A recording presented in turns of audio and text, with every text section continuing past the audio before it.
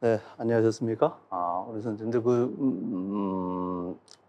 공부도 하시느라고 수고들 이렇게 많으시죠? 이제 점점 이제 그 날짜가 다가오면서 많이 이렇게 조급한 마음들도 또 이제 쌓여져 가실 텐데요. 예, 늘 말씀드린 것처럼 지금까지 이렇게 해오신 것처럼 꾸준하게 이렇게 준비를 이렇게 하시면 또 우리 선생님들이 시간이 지날수록 그런 자신감들이 오히려 더 이제 쌓여져 갈 거라고 생각합니다.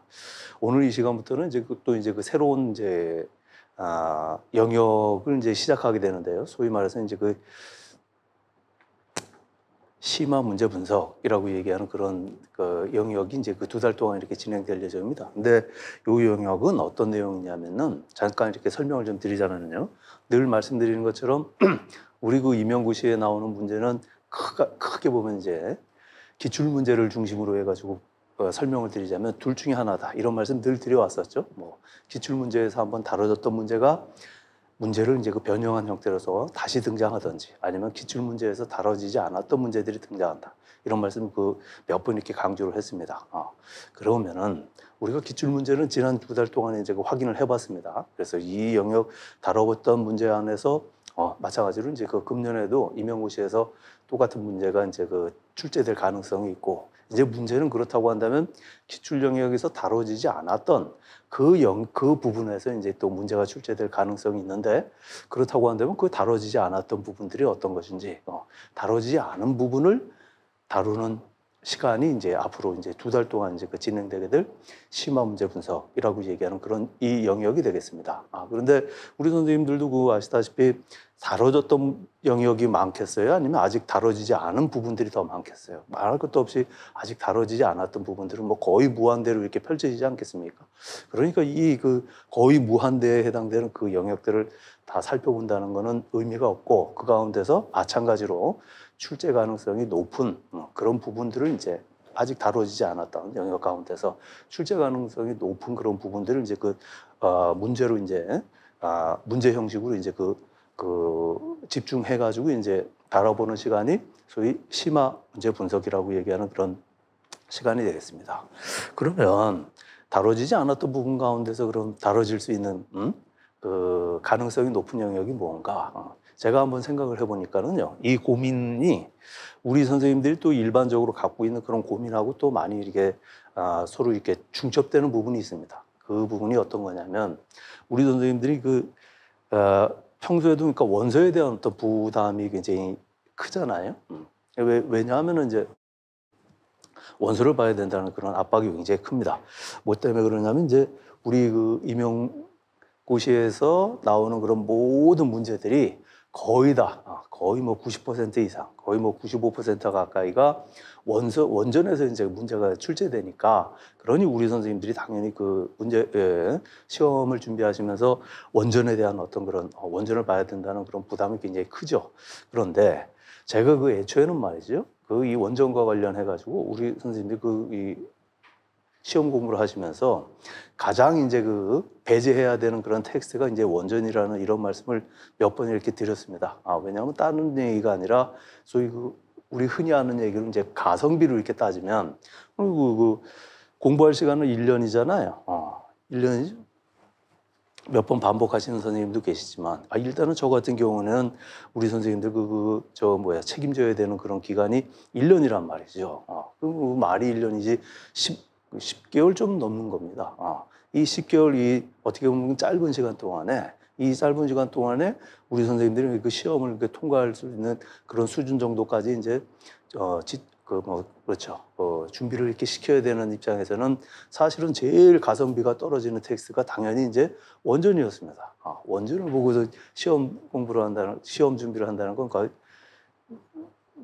넌센스 중에 넌센스가 되는 거죠. 왜냐하면 예를 들어서 지금 오늘 이 시간에 이제 아리스토텔레스 이제 니코마코스 윤리학을 다뤄볼 텐데요.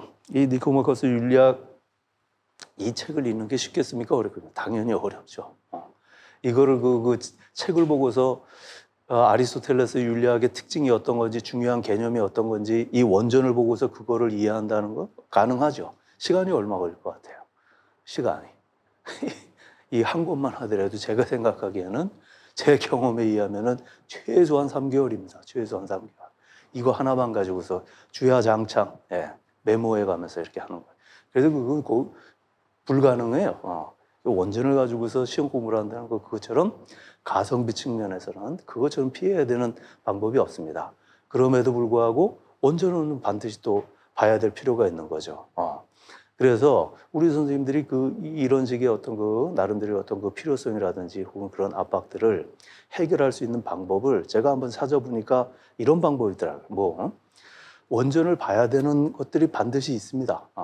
어떤 면에서 봐야 되는 거? 아니, 모든 문제는 다 원전에서 나오죠. 그런데 그렇다고 해서 모든 문제들을 다 이제 원전을 봐야 되는 건 아니고, 우리가 늘 말씀드리지만 반드시 나오는 이제 출제되는 그런 인물이라든지 이론이 있지 않습니까? 그렇죠? 근데 그런 반드시 나오는 그런 인물이나 이론과 관련된, 그래서 금년에도 반드시 이제 문제가 출제될 그런 텍스트들이 있단 말이죠. 무슨 말씀인지 이해되시죠? 예를 들자면 서양 같은 경우에는 칸트 나옵니까? 칸트 나오죠. 근데 칸트 나오는데 칸트가 쓴 책들이 많잖아요. 그 가운데서 어떤 책? 도덕형이상학 기초입니다. 실천 이상까지도 나가지도 않아요. 도덕형이상학 기초. 여기에서 거의 문제가 이렇게 나옵니다. 그러니까 이 원전은 당연히 금년에도 지금까지 나왔지만 금년에도 나오겠죠. 어떤 문제가 나오겠어요? 당연히 그 원전 안에서 기존에 다뤘던 문제들이 나오든지 아니면 그 부분 말고 다른 데서 나오겠죠. 그러면은 이런 식의 원전은 살펴보는 게 가성비 측면에서 의미가 있습니다. 그런 거죠. 이런 식의 원전 독해는 의미가 있대요. 물론 이제 아리스토텔레스도 마찬가지죠. 동양 같은 경우에는 대표적인 게 예를 들자면 이제 그 도가 사상에서 반드시 한 문제 나오잖아요. 특히 노자 도덕경 혹은 장자, 그 가운데서 훨씬 더 비중이 높은 게 장자. 이거는 그래서 반드시 봐두는 것이 가성비 측면에서 의미가 있는 거죠. 우리 사회정치사상에서는 롤즈 나오잖아요. 롤즈 정의론.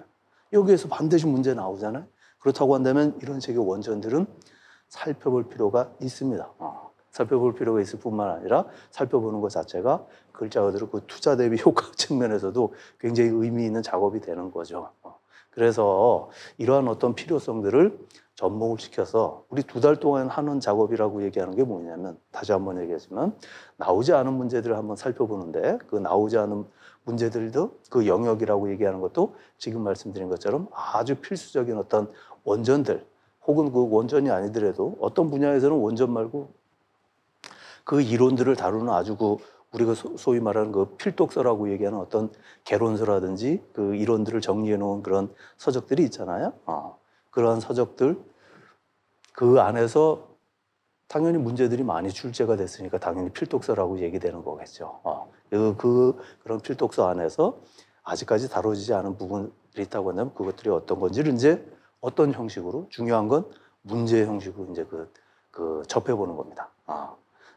지금 이 시간에 예를 들어서 칸트의 도덕형이상학 기초 아니면 니코마코스 윤리학, 이 원전을 가지고서 우리가 같이 중요한 밑줄 그으면서 읽는 거, 그렇게 하는 것도 좋겠지만 그럴 시간 없잖아요. 그럴 시간 없고, 그리고 더더군다나 지금 여기까지 왔다고 하는 거는 우리 선생님들이 그 기본적인 내용들은 아신다는 거예요, 모르신다는 거예요?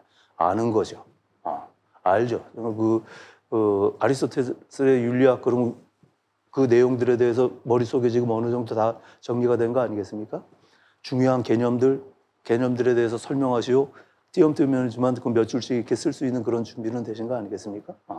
그래서 그런 거를 이해하기 위해서가 중요한 게 아니고, 우리는 지금 이 원전을 뭐 때문에 본다?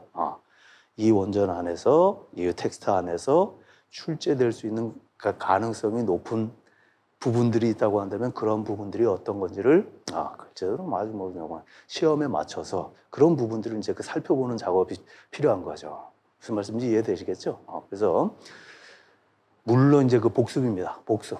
그 기존에 우리가 배웠던 내용들을 내용학에서 한번 다루고, 그리고 이제 그 기출문제 분석을 통해 가지고 다시 한번 또 이제 복습을 하고, 지금도 마찬가지 또 심화문제 분석이라는 이름을 가지고서 똑같은 내용들을 이제 3번째 이제 복습을 하는 건데, 복습하는 방법은 어떻게 된다? 그 텍스트를 원전을 가져다 놓고 그 원전 안에서 문제로 출제될 가능성이 있는 부분들을 뭘로 만들어서 문제 형식으로 만들어서 한번 살펴보는 거. 그렇게 살펴보는 것은 그 세 번째 이제 그 복습을 하는 그런 방법을 취하는 게 소위 그 심화 문제 분석이라고 얘기하는 그런 영역이 되겠습니다. 그렇게 이해를 하시고서 한번 따라와 보시면은 공부하시는데 훨씬 좀 효과적이지 않을까 싶습니다. 그래서 한번 이렇게 보시면서 또 이제 제 원래 이 취지에 맞춰가지고 한번 이제 같이 이제 공부하시면서 또 우리 선생님들이 그 수업 받으시면서 또 예를 들어가지고 뭐 미진한 부분이라든지 혹은 뭐 더 추가적으로 알고 싶은 부분이 있다고 한다면 언제든지 우리 카페 홈페이지 통해 가지고 이렇게 또 제안 주시면 또 거기에 맞춰 또 나름대로 이제 저도 이제 응하겠습니다. 그런 식으로 해서 서로가 이제 필요한 것들을 이렇게 조율해 가는 그런 시간이 좀 됐으면 좋겠어요. 네, 여기까지입니다. 그래서 각설하고 오늘 첫째 시간에 이제 다뤄야 될 텍스트가 그래서 그런 차원에서 아리스토텔레스입니다. 아리스토텔레스는 우리 전에도 이제 많이 이렇게 말씀드렸지만 서양 윤리 요 부분에서는 뭐 독보적으로 칸트의 도덕성 형이사가 기초입니다만 최근에 와가지고는 아리스토텔레스가 이 윤리학 부분뿐만 아니라 말씀드린 것처럼 정치사회 사상의 공화주의 이 개념하고도 이제 연관이 되어가지고 여러 가지 면에서 다시 이제 하여튼 집중 교명을 이렇게 받습니다. 그래서 이제 아리스토텔레스의 정치학이라고 얘기하는 그런 책도 있지만 그 책까지는 저거 하지 않고 니코마코스 윤리학이라는 이 텍스트 자체가 거의 칸트 못지않게 높은 비중으로서 이제 초점을 많이 이렇게 받는 그런 추세이다. 이렇게 이해를 해주시면 좋을 것 같아요. 그래서 한번 그런 차원에서 먼저 아리스토텔레스 니코마코스 윤리학 그 책을 한번 살펴보도록 하겠습니다. 기존에 나왔던 그 질문지에서 다뤄졌던 분야들은 가급적인 문제를 빼고 다뤄지지 않은 영역 가운데서 한 번쯤은 출제위원들이 이런 부분들을 한번 이게 건드려 법하다라는 그런 내용들을 이제 문제 형식으로 이렇게 추린 거니까요. 한번 같이 한번 보시죠. 먼저 다음은 서양 윤리 사상가의 글이다. 기억이윤에 들어갈 용어를 쓰시오 그랬습니다. 인간에게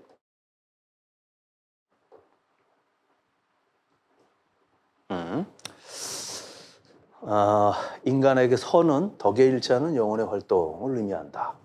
덕에 일치하는 영혼의 활동, 뭐에 대한 개념이죠? 뭘 개념 정의할 때 그래요?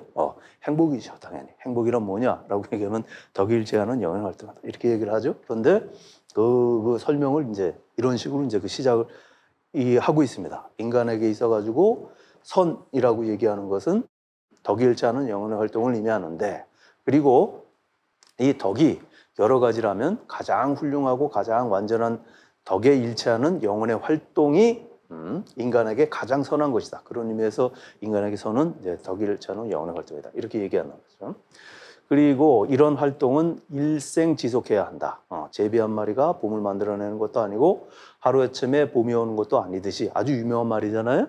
그래서 반복돼서 이제 이루어져야 된다라고 얘기하는 거를 이제 강조하는 말인데 이거 역시 하루아침에 또는 단기간에 이루어진 것이 아니기 때문이다 라고 얘기했습니다. 여기에서 들어가는 내용은 뭘까요? 네, 여기 들어가는 내용은 이제 행복이었습니다. 선에 대해서 이렇게 설명하지만 또 마찬가지로 또 이제 이렇게 행복이라고 얘기하는 것도 하루아침에 또는 단기간에 이루어지는 것이 아니기 때문이다. 그럼에도 불구하고 이 행복이라고 얘기하는 것은 부가적으로 어떠한 선 또한 필요로 한다. 이 덕에 일치하는 영혼 활동 자체가 선이고 그거 자체가 이제 행복이라고는 보지만 그럼에도 불구하고 이 행복하기 위해서는 부가적으로 어떤 선을 필요로 한다라고 얘기합니다. 그러면서 그게 뭐냐? 적당한 뒷받침이 없으면 고귀한 행위를 할 수 없거나 하기 어렵기 때문이다.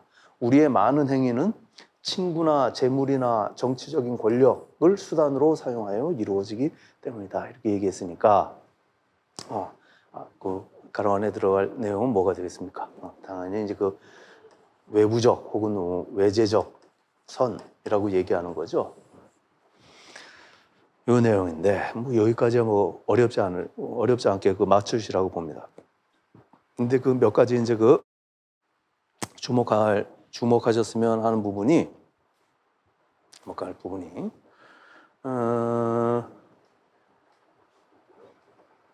일단은 행복을 뭐라고 얘기한다는 거예요? 행복을 덕에 일치하는 영혼의 활동이다. 이렇게 묻는다는 겁니다. 영혼의 활동이라고 보는 거예요. 키포인트는 뭐가 된다? 활동이요. 활동. 액티비티. 영어로는 이렇게. 행복이라고 얘기하는 게 뭐다? 활동이다. 이렇게. 뭐가 행복이라고 얘기하냐면 당연히 뭐 자기가 갖고 있는 그런 기능 가운데서 이 기능을 최고로 발휘하는 최고로 발휘하는 상태가 지금 행복이라고 얘기하는 건데, 그래서 이제 덕에 일치하는 뭐 영혼의 활동이다 이렇게 얘기하는 건데, 그런데 이 행복이라고 얘기하는 것이 지금 자기의 기능을 탁월하게 발휘하고 있는 어떤 상태, 그 시간적으로 따지면 뭐예요? 시간적으로 따지면 어떤 고정된 어떤 시간을 의미하는 것이 아니고, 이거 자체가 시간적으로 고정할 수 있는 끊임없이 이제 흘러가는 어떤 활동으로 이해한다는 겁니다. 행복이라고 얘기하는 거죠. 무슨 말씀인지 이해되시겠죠? 그 행복이라고 얘기하는 건 끊임없는 어떤 행위들, 그런 행위들 속에서 이루어지는 것이 행복이라고 얘기하는 거예요. 어느 순간에 이렇게 지나고 보니까 나 뭐 인생 전체를 내가 뭐 평가할 때 무슨 행복한 상태였다, 그런 게 아니고, 지금 뭐 어떤 일을 하면서 내가 내적으로 지금 아주 즐거운 느낌을 받고 있다, 그런 그 느낌, 이런 것이 아니고 행복 자체가 하나의 뭐가 활동이라고 얘기하는 겁니다. 행복은 어디에서 존재하느냐? 활동 속에서. 그 활동이 어떤 활동인 거예요? 당연히 탁월한 영혼을 탁월하게 발휘하는 상태. 여기서 말하는 영혼이라고 얘기하는 건 쉽게 얘기하면 뭐 인간이 갖고 있는 그런 정신적인 어떤 기능들, 뭐 욕망이 됐든 이성이 됐든 당연히 뭐 이성인 거죠. 그래서 이런 이성들을, 이게 이제 그 제일 탁월한 어떤 그 정신의 기능이니까, 이런 이성을 발휘하고 있는 그런 활동들 속에 행복이 있다, 이렇게 보는 겁니다. 무슨 말씀인지 이해되시겠죠? 그런 활동을 하면서 느끼는 무슨 그 만족한 상태를 얘기하는 것이 아니라, 한마디로 얘기하면 행복이란 뭐냐? 끊임없는 어떤 행위 속에서 행복이 존재한다, 이렇게 보면 이걸 잘 이해해 두시기 바랍니다. 행복이라고 얘기하는 개념을 그런 식으로 이해하고 있는 거예요. 그리고 여기서 말하는 이제 이런 행복해지기 위해 가지고는 당연히 뭐가 있어야 된다고 보는 거예요. 당연히 뭐 덕이 있어야 된다라고 보는 거겠죠. 그렇지? 그런데 이런 덕만 가지고는 된다, 안 된다, 안 된다는 거잖아요. 그래서 뭐가 부가적으로 다른 좋은 것들, 덕이라고 얘기하는 그런 선뿐만 아니라 다른 좋은 것들, 또 선이 필요한 건데, 이제 이런 것들이 이제 소위 말해서 이렇게 얘기하는 거죠. 그렇죠? 자, 봐요. 소위 그 좋은 친구도 있어야 되고, 어느 정도 부도 있어야 되고, 어느 정도 그 정치적인 권력도 있어야 되고, 그렇죠? 이런 것들이 있어야 비로소 이제 그 완벽하게 행복해질 수 있다라고 보는 건데, 근데 이런 것들은 스토아주의자들 말에 의하면은 어떤 특징이 있습니까? 소위 이렇게 그 덕이라고 얘기하는 거, 행복해지기 위해서는 덕도 있어야 되지만 당연히 이제 이런 그 외제 손도 있어야 된다는 거 아니에요? 덕이라고 얘기하는 건 다 뭘로 이루어져 있는 거예요? 그 개인이 갖고 있는 어떤 성품적인 어떤 자질들로 이루어진 거잖아요. 덕이라고 얘기하는 건. 그렇죠? 자, 성품적인 자질로 이루어진 것, 이 자질이라고 얘기하는 거는 그거 자체는 활동입니까? 아니면은 상태입니까? 예를 들어가지고 내가 그 성격이 온화해. 온화해. 성마르지 않고 그 온화한 그런 성질을 갖고 있어. 이거는 뭐예요? 상태죠, 상태. 무슨 말씀인지 이해되십니까? 내가 어떤 덕을 갖고 있다. 내가 그 지혜롭다니까, 내가? 내가 지혜롭다라고 얘기하는 건 뭐예요, 지금? 그거 자체가 지혜로운 사람이지. 그거 자체는 내가 그 지혜로움이라고 얘기하는 어떤 성질을 지금 내가 갖고 있는 상태인 거지. 무슨 말씀인지 이해되시겠죠? 이해되십니까?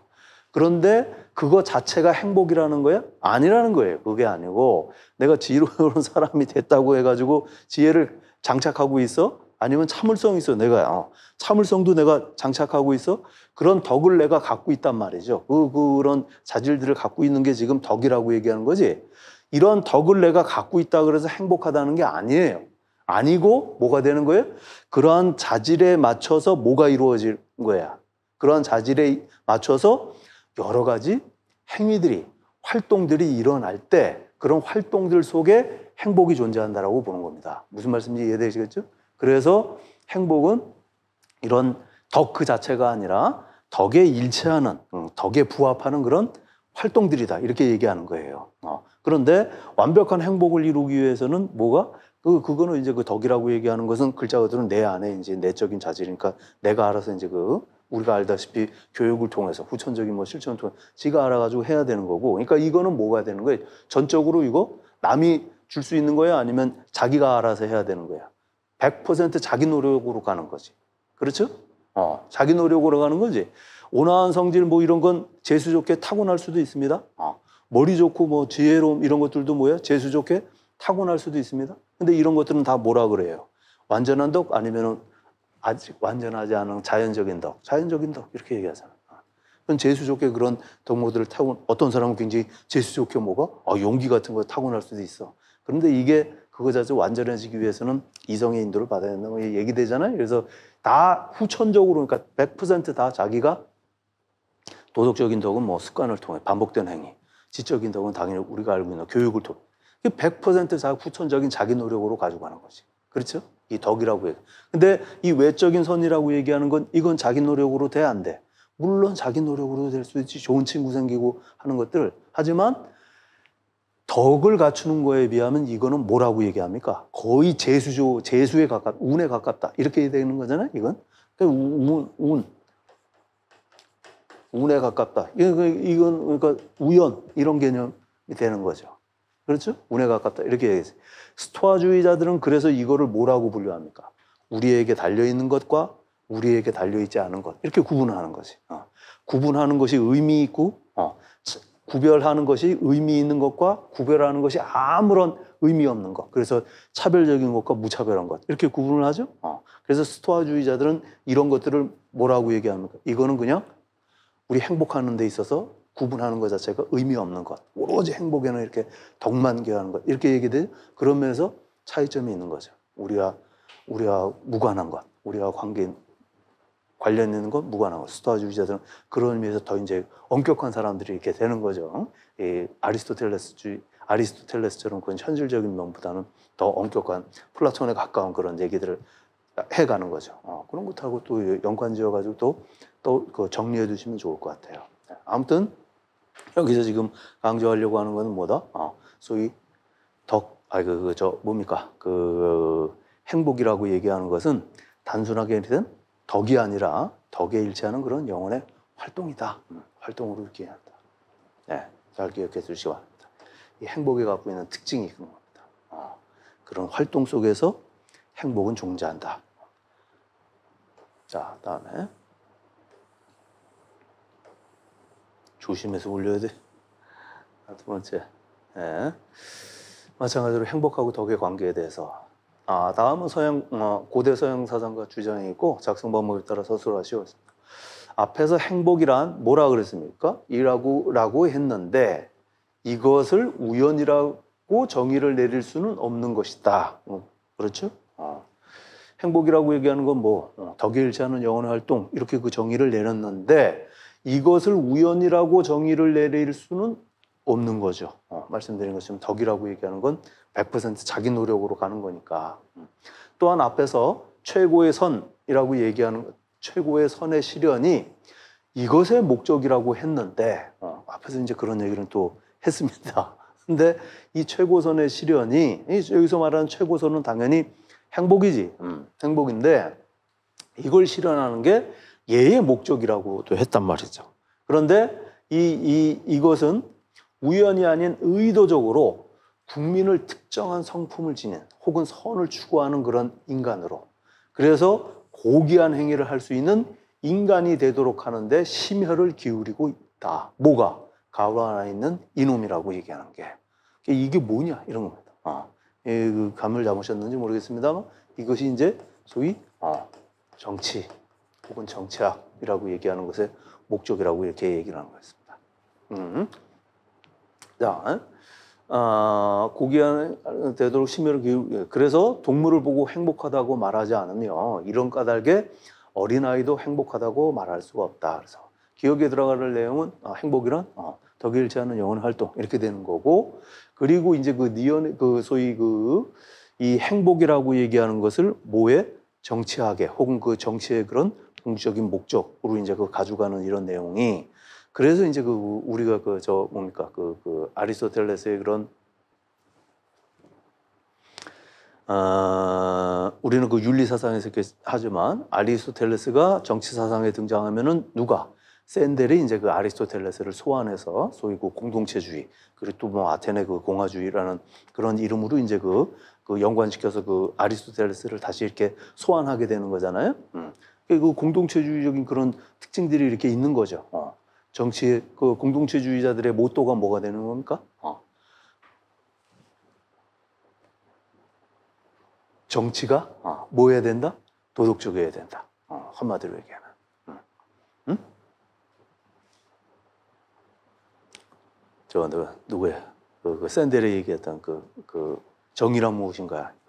그 책의 그 핵심적인 주제 가운데서 하나도 그거다 말씀드렸었죠. 정치가 도덕적이다. 정치가 도덕적이어야 된다는 게 소위 정치 안에 뭐가 정치가 도덕이라는 내용을 반영해야 된다 이런 내용입니다. 정치와 도덕이 분리되는 게 근대 정치 사상의 서양에서는 근대 정치 사상의 아주 핵심적인 자유주의의 핵심적인 내용이라고 한다면 이 정치와 도덕이 이렇게 떨어졌던 게 이제 다시 결합돼야 된다 이런 내용이 되는 거죠. 다시 이제 해야 된다. 그 내용이라고 얘기하는 게 소위 말해서 그 정치가 다루는 중요한 문제들, 이 법적인 문제들에 대해서 도덕적인 어떤 가치들이 그 공동체 구성원들이 공동선이라고 인정하는 그런 도덕적인 어떤 가치들이 반영돼야 된다. 이렇게 주장하는 내용이잖아요. 마찬가지로 그 내용이 아리스토텔레스의 요 그 짧은 주장 안에서도 그냥 여실히 이렇게 드러나는 겁니다. 정치의 목적이 뭐냐? 행복이다. 몇 번 이렇게 말씀드렸습니다만 제가 그 다시 한번 우리 선생님들처럼 지금 그 아리스토텔레스 그 정치 사상에 대해서 깊게 이해하는 분들이 없어요. 누구보다도 정치학 전공한 사람들보다도.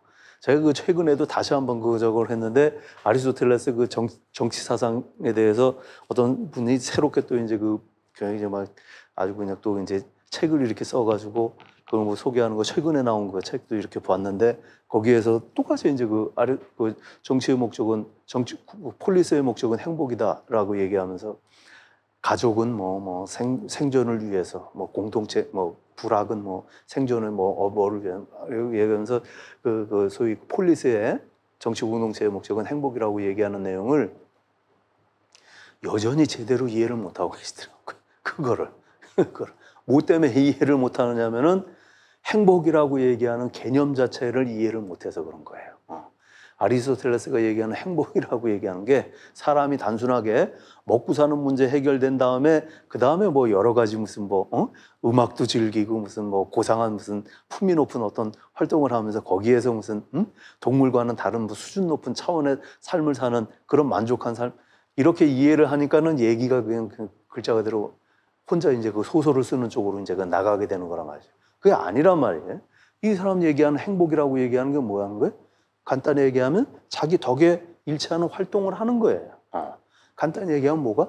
유덕한 사람이 되는 게 그게 행복의 조건이라고 란 말이죠. 동물적인 수준이 아니라 글자 그대로 탁월한 그런 덕을 발휘한 그게 이제 행복이라 얘기하는 거니까 정치 공동체의 목적은 행복이라고 얘기하는 건 바꿔 얘기하면 정치 공동체의 목적은 사람을 동물 수준보다 업그레이드된 유덕한 사람으로 만드는 거다. 이렇게 얘기가 되는 거죠. 그래서 그 만들기 위해서는 어떻게 해야 되느냐? 당연히 뭐가 유덕한 사람이 되는데 필요한 어떤 이 덕은 뭘로 이루어진다고 얘기했으니까 행위의 반복, 습관으로 이루어진다고 얘기했으니까 유덕한 그런 자질과 관련된 행위들을 뭘로 만드는 거예요? 반복되게 실천하기 위해서 법으로 만드는 거지. 그 정치 공동체의 목적이라고 얘기하는 건 그래서 뭐를 통해서 법을 무슨 법이에요? 사람들, 그 국민들의 그런 유덕한 그런 자질과 관련된 그런 행위들을 강요하는 말이 그렇지 강요라는 표현이 좀 그렇긴 하지만 하여튼 그 반복되게 그 습관화시킬 수 있는 그런 행동을 법으로 만들어서 그래서 국민들을 그런 특정한 성품을 지닌 유독한 사람들 그래서 그런 유독한 그 품성을 지니게 되면 그 행위 자체가 그런 당연히 유독한 행위들이 나오겠지. 그런 행위 속에서 뭐가 최고의 선 행복이 달성된다. 이렇게 보는 거니까. 그래서 이렇게 소위 그 정치가 법이 도덕과 뗄 수 없는 그런 관계. 공동체 정치 공동체의 목적이 뭐냐? 유독한 사람 만들어. 이렇게 연결이 돼서 오늘날에 얘기하는 공동체주의자들하고 딱 떨어지는 얘기가 이제 나오게 되는 거죠. 그렇게 연관지어서 생각했대요. 그 내용들을 이제 그 연관지어서 생각해 보시라고 이렇게 이 부분을 이제 소위 그 정치학이라고 얘기하는 부분을 이제 적었습니다. 잘 기억해 두시고, 그리고 어린아이도 행복할 수 없다 이렇게 얘기하는 이유가 뭐 때문에 그러는 거예요? 당연히 이게 유독한 영혼의 활동인데 그 영혼의 활동을 그 탁월하게 해내지 못하니까 이제 그 행복할 수 없다 이렇게 얘기하는 거죠. 이거 잘 들어봐요. 동물도 자기 나름대로의 덕이 있겠어 없겠어? 덕은 기능과 관련되는 거니까. 응? 덕이 있지. 자기 나름대로 기능이 있지. 우리 인간하고는 다. 그럼 그 동물도 자기 기능 열심히 발휘하면서 그 안에서 행복할 수 있어 없어? 자기 기능하면 그 기능에 자기한테 주어진 그런 기능 안에서 그런 기능을 탁월하게 하면 행복할 수 있겠지. 말이라고 얘기하는 건 우리하고 다르게 잘 달리는 그런 기능을 갖고 있으면 그냥 다리가 부러진 말보다 다리가 완성된 말이 훨씬 행복할 수 있겠지. 그렇게 생각할 수 있잖아요. 근데 지금 봐야 동물을 행복하다고 못한다. 어린아이도 행복하다고 못한다. 이렇게 된 겁니다. 그럼 엄밀히 얘기하면 행복이라고 얘기하는 거는 지금 뭐가 되는 거예요? 어린아이는 저거하고 동물은 안 되고 지금 행복이라고 얘기하는 건 엄밀히 얘기하면 지금 사람한테만 되는 겁니다. 사람한테만. 무슨 말씀인지 이해되시겠어요? 이 개념 안에서는 아리스토텔레스는 지금 행복이라고 얘기하는 건 당연히 사람한테만 가능하다고 보는 거예요. 왜 그러냐면은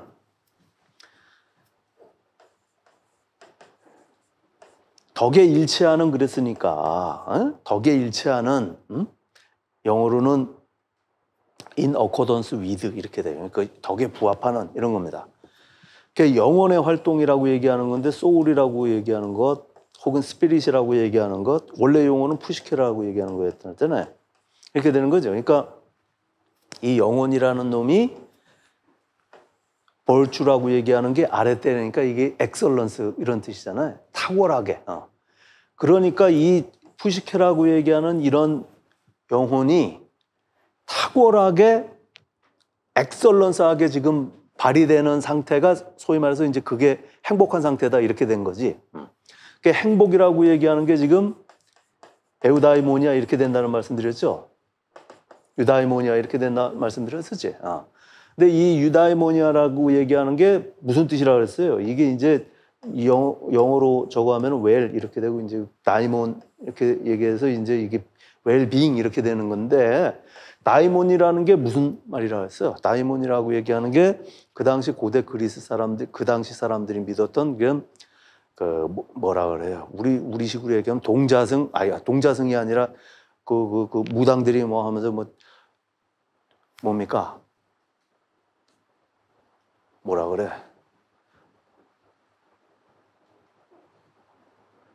동자신이 왔다 그러나? 이렇게 나한테 애기 신이 접신했다고 먹으면서 장군 신이 접신했다. 우리 식으로 얘기하면 그런 거 있잖아요. 에? 그거 뭐라 그러죠? 신이라 그러나? 하여튼 그런 신령이에요, 신령. 다이몬이라고 얘기하는 게 그런 신령이야, 신령. 이 신령이 신령이 아주 그냥 훌륭한 그런 좋은 신령이 들어온 게 지금 이 사람들이 얘기하는 그런 유다이모니아라고 얘기하는 거였습니다.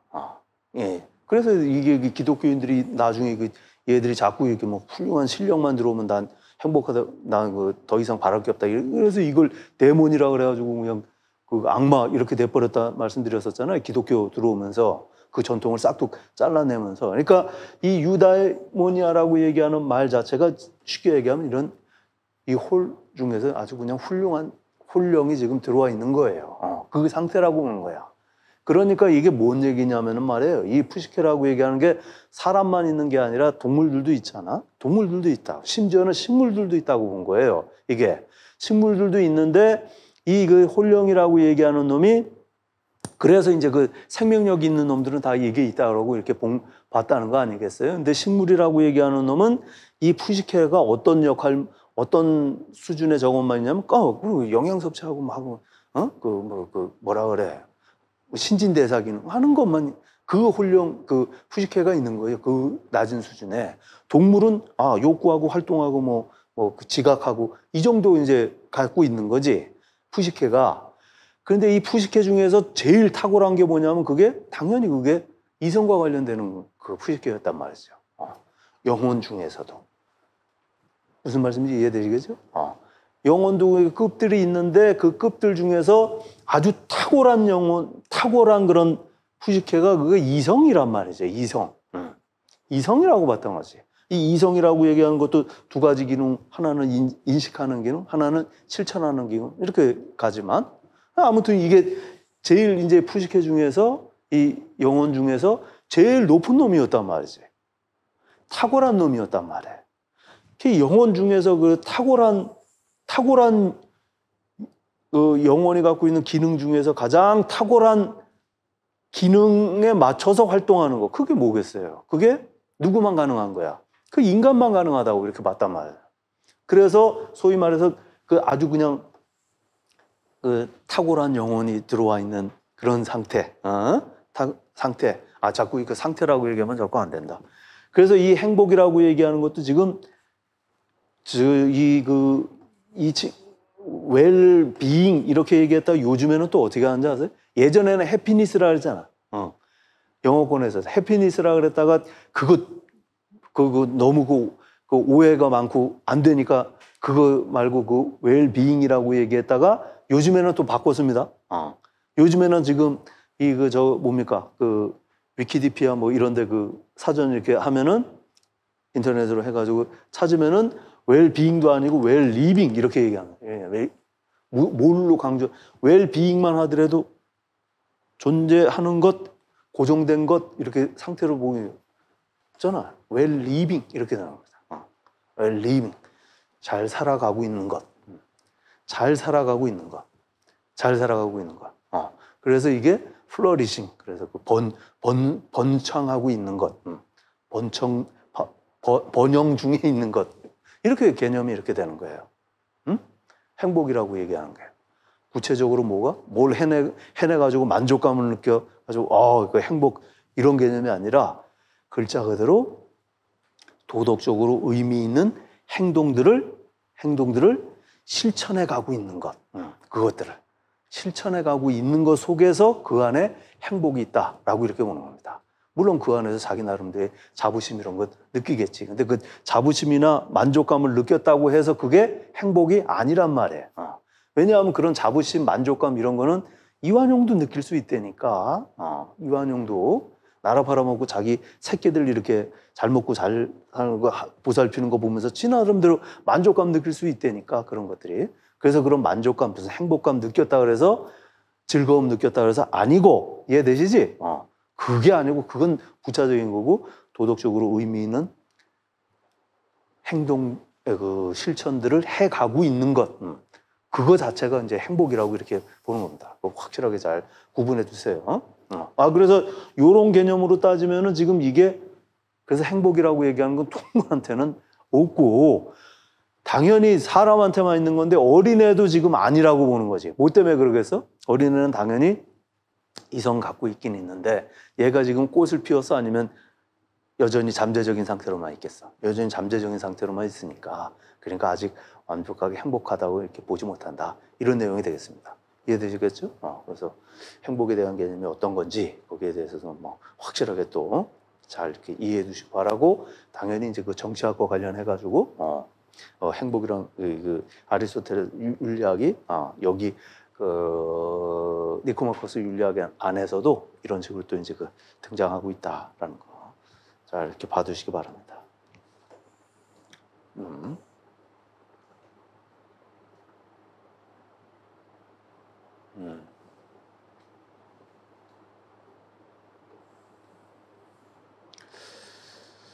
자, 다음 서양윤리 사상 그리고 작성법에 따라 서술하시겠습니다.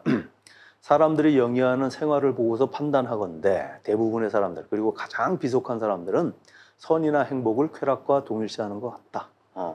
그리하여 그들은 향락적인 생활을 좋아한다. 그런데 생활 형태에는 세 가지 두드러진 것이 있다고 말할 수 있지 않을까? 즉 방금 말한 향락적인 생활 그리고 정치적인 생활, 셋째로 관조적인 생활이 있다. 뛰어난 교양이 있고 실천적인 사람들은 명예를 선이요 행복이라고 보는 것 같다. 대체로 명예가 정치적 생활의 목적이기 때문이다. 그러나 명예도 우리가 찾는 것보다는 너무 피상적인 듯 싶다. 그리고 명예보다는 오히려 덕이 정치적 생활의 목적이라고 할 수조차 있을 것 같다. 그러나 덕도 어딘지 모르게 궁극적인 것이기에는 좀 부족한 듯이 여겨진다. 그래서 기업과 같이 주장하는 이유, 니은과 같이 주장하는 이유를 설명하시오. 이렇게 얘기했습니다. 근데 요 지문이 이렇게 보시면은 어디서 본 것 같지 않아요? 본 것 같지? 응? 왜냐하면 이게 요 부분이 언제 바로 이제 그 작년 문제 나왔던 지문이잖아요. 기억나세요? 그래서 왜 거기서 요 부분하고 이제 연결 지어가지고 지적인 덕, 뭐 이 실천적인 상과 관련, 뭐 지적인 덕, 도덕적인 덕, 그래서 뭐 그게 지적인 덕이냐 아니면 이제 이 관조적인 생활과 관련되니까 이제 철학적 지혜냐. 그래서 뭐 저는 그 지적인 덕이라고 봐야 된다 이렇게 설명하면서 막 그냥 막 제가 이제 뭐 열광해가지고 막 설명해드렸던 그 문제 기억나지 않습니까? 기억나시죠? 작년에 요 지문이 나왔었는데 이게 이제 그 작년 이제 심화 문제 때 풀었던 문제였습니다. 그때 그 등장했던 그 지문이에요. 물론 이제 그 똑같은 이제 그 저거는 아니지만 질문이 똑같은 질문은 아니었지만 그래서 그때 이제 그 나왔던 거 요 부분이었고 그리고 그래서 금년에는 한번 이제 초점을 한번 바꿔가지고 한번 요 부분이 혹시 또 문제로 또 이제 다르게 그 변형된다고 한다면 이런 문제들이 또 나오지도 않을까 싶어가지고 이제 그 하나 문제 형식으로 이렇게 꾸며본 거였습니다. 근데 이제 문제는 이거예요. 근데 명예보다도 뭐 세 종류 삶이 있다는 건 잘 알잖아. 쾌락적인 삶, 그 다음에 이제 소위 이제 정치적인 생활과 관련해가지고 그 명예를 추구하는 삶, 그 다음에 뭐 관조적인 생활 이렇게 얘기가 되는 거였는데, 근데 여기에서 소위 명예보다도 오히려 덕이라고 얘기하는 것이 정치적인 생활의 목적. 정치적 생활이라는 건 정치적 운동체 통해 가지고 여러 사람들하고 이제 어울려 사는 건데 그 가운데서 이제 선이라고 이렇게 목적으로서 추구할 만한 것이 명. 근데 명이라고 얘기하는 건 뭘 가지고 명예라고 그러냐면 이게 명예는 뭐라 그랬어요? 일종의 칭찬이다 이런 말씀드렸지. 다른 사람들로부터 이제 받게 되는 그런 칭찬이 이제 명예라고 얘기하는 겁니다. 그런데 이게 이 아리스토텔레스 말에 의하면은 근데 이 명예라고 얘기하는 것이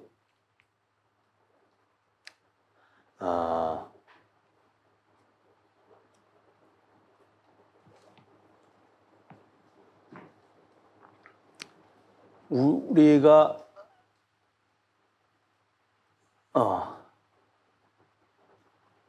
명예라고 얘기하는 것이 이렇게 그 자체가 이제 그 행복이라고 보기 어렵다 이렇게 얘기를 하면서 행복이라고 보기 어렵다. 이거 참 이건 좀 다른 말씀입니다만 우리 선생님들도 요 원전 이렇게 보셨죠? 한 번쯤은 그렇잖아? 그 스터디도 뭐 하면서 뭐 많이들 하시더만. 근데 보면서 진짜 그런 걸 좀 많이 좀 느꼈으면 좋겠어요. 지금 우리 몇 번 이렇게 말씀드리지만 우리가 공부하면서 말이에요. 어쩔 수 없이 공부하잖아요. 시험 붙여야 되니까. 근데 아주 재수가 좋게 공부하는 내용들이 어떤 거냐면 그 내용 깊게 공부해야 되잖아요. 깊게 공부하다 보면은 이런 사상가들을 만나는 거잖아요. 그렇잖아요? 사상가들 특징이 뭐겠습니까? 우리 분야뿐만 아니라 다른 분야도 다 마찬가지예요. 뭐 하다못해 무슨 수학도 마찬가지고, 과학도 마찬가지고, 정치학 마찬가지고 무슨 그런데 이 윤리학에서 아닌데 이 사상가들 공통적인 특징이 어떤 특징이냐면 우리보다 머리가 좋겠어 안 좋겠어? 우리보다 머리가 좋은 사람들. 공통적 다 어느 분야나 머리가 좋은데 그냥 좋겠어? 무지하게 좋겠어? 무지하게 좋은 사람들이야. 무지하게. 그래서 그런 사람들을 자꾸 만나게 되면 어떻게 되겠어요? 그 덕분에 내가 그 사람 수준까지는 못 가지만 그래도 비슷하게 내 이렇게 둔한 머리도 따라간다고요. 그게 이게 되죠. 자전거 못하는 사람도 자꾸 이제 타다 보면 그 기능이 좀 마찬가지예요. 똑같이 자꾸 하다 보면 머리도 좋아져요. 그래서 그래서 그런 사람들을 자꾸 이제 만나봐야 돼. 만나봐야 되는데 우리 분야는 재수가 정말 좋은 게 다른 분야도 대부분 그렇긴 하지만 하기는 하지만 이 사람들이 머리 좋은 사람들이 이제 자기가 타고난 그런 그 재능을 그냥 여기다 이 분야에 쏟아부어 가지고 우리가 상상도 못한 그런 내용들을 쫙 정리하면서 이제 주장을 이어가잖아. 근데 문제는 뭐가 되냐면 이 사람들이 우리 분야는 그냥 머리만 좋은 게 아니라 사람들이 착해요. 착해.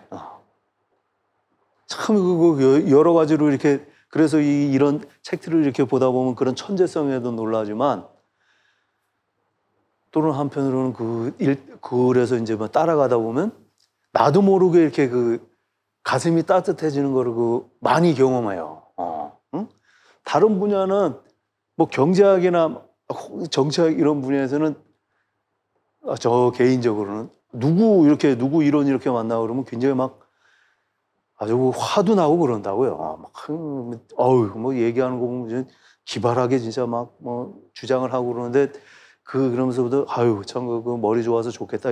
그런데도 뭐가 속으로는 그 동감이 하나 안 되고 욕만 나온 머리 좋아 좋겠다 이 새끼야 막. 근데 우리 윤리학 이쪽은 안 그래요. 이게 복입니다, 복. 공부하면서. 그 내용들 하나하나 이렇게 쭉 살펴보면은 많이 이렇게 반성이 되고, 야, 이렇게 나보다 훨씬 머리 좋은 사람이, 아쉬울 거 없는 사람이, 야, 이런 자기 나름대로 인생에 대해서는 이게 진짜 가치 있다라고 이렇게 그렇게 본인이 이해했다는 거야.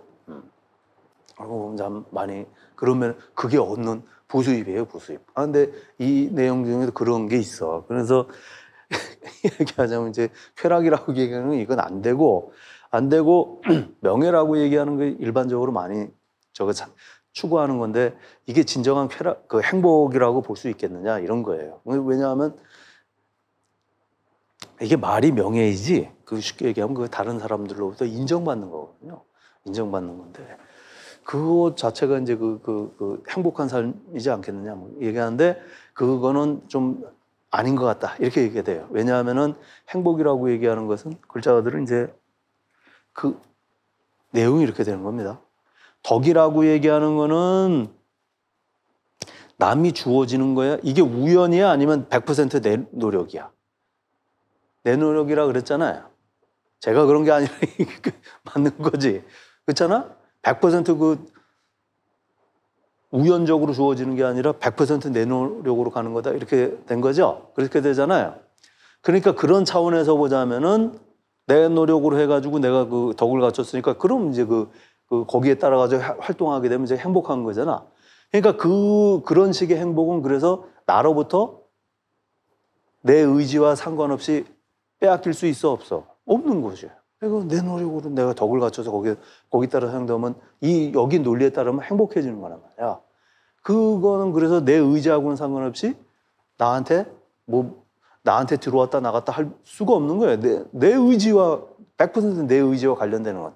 근데 명예라고 얘기하는 건 그런 차원에서 보자면 이게 좋은 거는 좋은 건데 이 좋은 게 내 의지와 무관하게 나한테 주어졌다 사라졌다 이 짓 한다는 거예요. 다른 사람들의 그런 칭찬은 한편으로 막 와 당신 정말 대단해 이러다가도 지들 구색이 안 맞으면 언제 그랬냐는 듯이 속된 말로 쌩 까고 이렇게 나. 그럼 이거는 무슨 행복이라고 얘기하는 건 덕이라고 얘기하는 건 글자 그대로 뭐가 내 의지에 의해서 내 안에 누구도 빼앗아 갈 수 없는 내가 그걸 포기하기 전까지는 그런 특성인데 명예는 그게 아니다. 그럼 칭찬하는 사람들 이 사람들이 어떤 변덕을 부리냐에 따라서 나한테 좋은 거는 맞는데 이 선이라고 얘기하는 게 덕도 선이잖아. 근데 이 선이라고 얘기하는 게 내 안에 왔다가 자기들 마음 바꾸면 그냥 언제든지 사라져 버리고 근데 행복이라고 얘기하는 건 덕이라고 얘기하는 건 다 선인데 이 선의 특징은 뭐냐면 그런 것이 아니라는 거죠. 내 의지하고 상관없이 우연처럼 왔다가 사라지고 그런 게 아니다 이렇게 보는 거다. 맞죠? 여기 논리에 따른. 그래서 그런 차원에서 보자면 명예라고 얘기하는 것이 이게 곧 명예도 선은 선인데 행복도 선이고 덕도 선입니다. 근데 그렇다고 해가지고 이 명예라고 얘기하는 게 그 자체 행복은 아닌 것 같다. 덕하고는 좀 차원이 좀 다른 것 같다. 이렇게 얘기가 됩니다. 그러면서 이제 나오는 얘기가 지금 이 대목이에요. 오히려 그래서 명예가 그 행복은 아닌 것 같은데 이 명예라고 얘기하는 것이 오히려 그러면 명예도 행복과 관련되고 덕도 행복과 관련되는데 그 가운데서 이 명예라고 얘기하는 보다도 덕이라는 놈이 더 행복과 관련된 그런 선이 아니냐 이렇게 이제 주장을 이제 단계별로 펼쳐 나가는 거예요. 그 근거가 뭐냐? 명예보다도 오히려 덕이 정치적 생활하는 데 있어서 목적, 선인 것 같다. 정치적 생활의 그런 목적은 그래서 결국은 명예보다는 그런 덕을 갖추는 거다. 이런 되는 거죠. 그 이유가 뭐냐 이렇게 얘기했을 때 그 설명하는 내용이 굉장히 참 설득력이 좋아요. 대부분 사람들이 자기가 여러 사람 주위 사람들로부터 칭찬을 받잖아. 대단하십니다. 훌륭하십니다. 칭찬을 받는데 어떤 이유 때문에 칭찬받기를 원하는 거야. 근데 그 외모가 훌륭하시네요. 대단하십니다. 돈이 많으시네요. 돈 많이 벌으셔서 훌륭하십니다. 이런 거보다는 대부분 사람들이 당신은 참 훌륭하네. 뭐 때문에? 당신의 그런 성품 때문에. 성품 자체가 유독해서 참 훌륭합니다. 이렇게 칭찬을 받기를 바란다는 겁니다. 다른 이유가 아니라 무슨 이유 때문에? 나의 그런 유독함 때문에 칭찬받는 걸 제일 좋아한다. 이런 얘기입니다.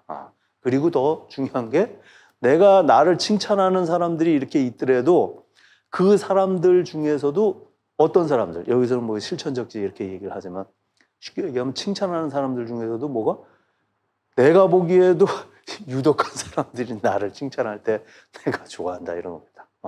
나를 칭찬하는데 내가 보더라도 내가 보더라도 아주 인간 쓰레기 같은 내가 정치인이야. 국회의원 되십시오. 뽑아줘서 나를 그렇게 밀어줘.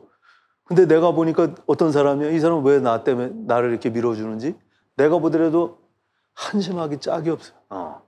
이 사람은 그 사는 뭐 내가 보기에도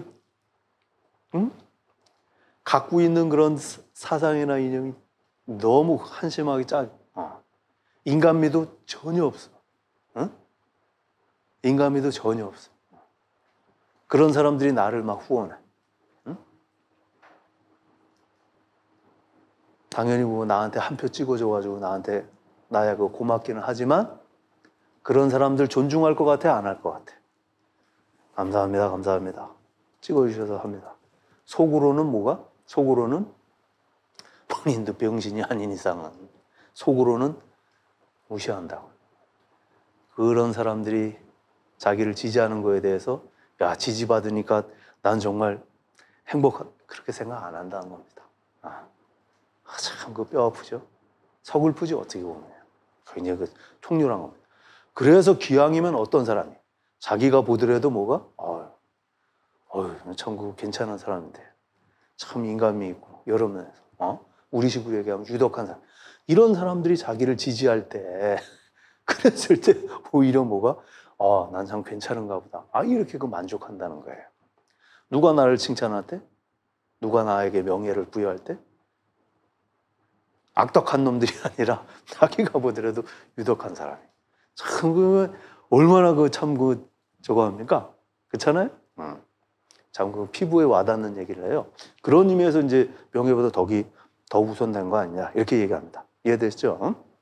그리고 덕도 어딘지 모르게 궁극적인 것이기는 하지만 최고선처럼 이렇게 보이긴 하지만 그 좀 부족한 듯 싶다 이렇게 되는 겁니다. 뭐 때문에 그러겠어요? 핵심은 뭐가 되겠어? 덕이 있어야지 행복해지는 건 맞아. 반드시. 아리스토텔레스 같은 경우에는 뭐가? 스토아주의자들은 덕만 있으면 행복해지는 겁니다. 필요 충분 조건. 이렇게 되지? 근데 그 아리스토텔레스는 덕은 행복해지는데 필요 충분 조건이 아니라 필요 조건이에요.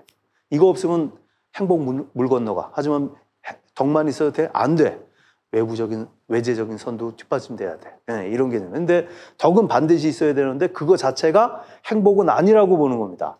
뭐 때문에 그러냐면 덕이라고 얘기하는 건 아까 얘기한 것처럼 유독한 자질을 갖고 있는다고 해서 그 자체가 행복은 아니라고 보는 거예요. 왜? 그런 자질을 가지면서도 아무런 활동도 하지 않을 수 있으니까. 이해됐습니까? 이게 이해가 돼야 돼요. 이게. 이 답이 그겁니다. 답이.